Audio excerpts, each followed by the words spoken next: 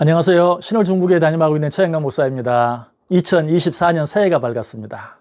그런데 세상은 여전히 두 개의 큰 전쟁으로 몸살을 앓고 있습니다. 가뜩이나 코로나의 여파로 인해 어려운 가운데 있는 세계는 여기저기에서 터지는 전쟁으로 인해 점점 더 미궁 속으로 빠져들고 있습니다.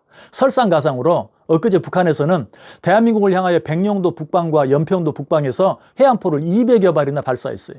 그리고 작년에도 일상에 수많은 자연재해들이 끊이지 않았는데 올해도 새해 첫날부터 일본의 규모 7.6의 강진이 일어나 수많은 인명이 희생되고 엄청난 재산 피해를 입었습니다.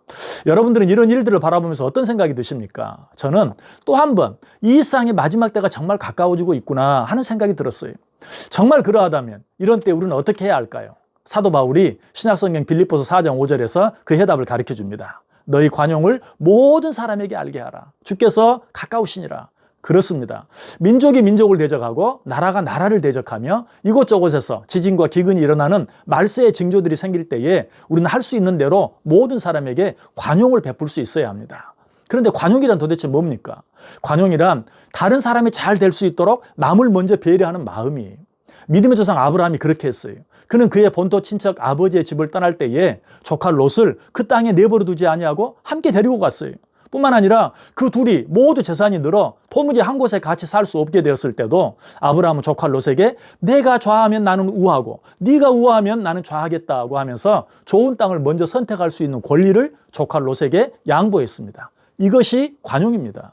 이처럼 조카 롯에게 관용을 베풀었던 아브라함을 하나님께서 더 크게 축복해 주셨어요. 여기에서 우리는 마지막 때가 점점 더 가까워질수록 왜 더 관용해야 하는지 그 이유를 깨닫게 돼요. 한 해가 지나가고 새해가 또 시작되었다는 말은 말세가 언제가 되든 그 말세가 한 해만큼 가까워졌다는 것을 의미하고 말세가 그만큼 가까워졌다는 것은 시간이 얼마 남지 않았다는 것을 말해요. 그러므로 정말 말세가 가까워졌다면 우리는 무엇보다도 시간을 아껴야 합니다. 세월을 아껴야 해요. 그런데 진정으로 시간을 아끼는 일은 어떤 일 앞에서 새치기라도 해서 남보다 앞서 나가는 것이 아니라 내가 먼저 선택할 수 있는 것까지도 관용함으로 남에게 양보할 수 있는 것, 그것이야말로 진정으로 시간을 아끼는 일이에요. 왜냐하면 하나님께서 그렇게 하는 자에게 더 큰 축복을 부어주시기 때문입니다. 또 한 가지 관용의 진정한 모습이 있어요. 그것은 다른 사람의 과실을 용서해 주는 것입니다. 이런 관용의 모습 역시 아브라함을 통해서 배우게 돼요.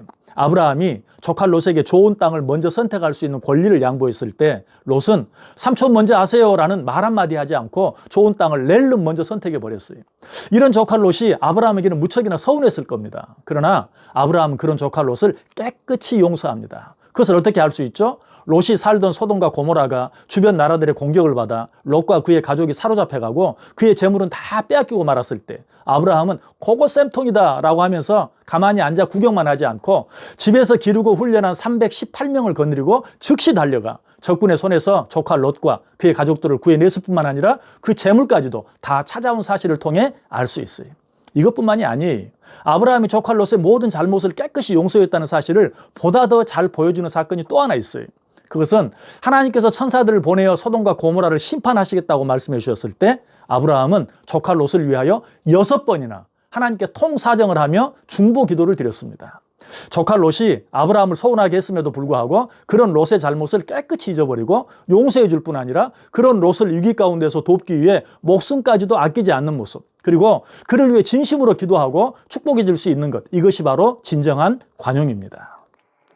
여기에서 우리는 마지막 때가 가까워지면 질수록 왜 더욱더 관용해야 하는지 그 이유를 또 한 가지 발견하게 돼요.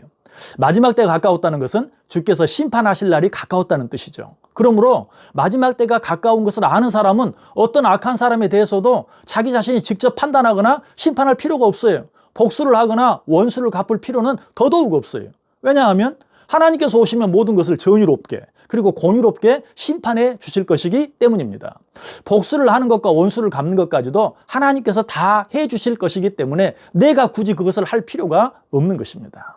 그러므로 말세가 가까워진 때에 우리가 더욱 힘써야 할 일은 서로 판단하고 미워하고 정죄하는 일이 아니라 오직 서로 사랑함으로 관용하는 일뿐이에요. 그래서 사도 바울은 로마서 12장에서 이렇게 권면해요. 아무에게도 악을 악으로 갚지 말고 모든 사람 앞에서 선한 일을 도모하라. 할 수 있거든 너희로서는 모든 사람과 더불어 화목하라. 내 사랑하는 자들아, 너희가 친히 원수를 갚지 말고 하나님의 진노하심에 맡기라. 기록되었으되 원수 갚는 것이 내게 있으니 내가 갚으리라고 주께서 말씀하시니라. 내 원수가 줄이거든 먹이고 목마르거든 마시게 하라. 그리하므로 내가 숯불을 그 머리에 쌓아 놓으리라. 악에게 지지 말고 선으로 악을 이기라. 그럼에도 불구하고 우리들이 서로 관용하며 살지 못하는 이유가 무엇입니까? 그것은 그렇게 할 수 있는 기회가 우리에게 아직도 많이 남아있다는 생각 때문이에요. 그러나 사실은 그렇지 않습니다. 이상 모든 것이 끝이 나는 우주적 종말은 혹 우리 생각보다 조금 늦게 일어날 수도 있습니다. 그러나 우리 모두에게는 조만간 우리 각자가 일상과 우리 주위에 있는 모든 사람을 떠나야 하는 개인적인 종말을 맞게 됩니다. 그 종말은 그야말로 언제 우리에게 닥칠지 아무도 몰라요. 그러므로 우리는 나 자신이 그들의 곁을 떠나기 전에 혹은 그 사람이 내 곁을 떠나기 전에 내가 베풀 수 있는 모든 관용을 베풀어야 합니다. 다시 한번 기억하시기 바랍니다. 너희 관용을 모든 사람에게 알게 하라. 주께서 가까우시니라. 지금까지 말씀의 힘이 있어 응화하는 교회 신홀중부교회 최영강 목사였습니다.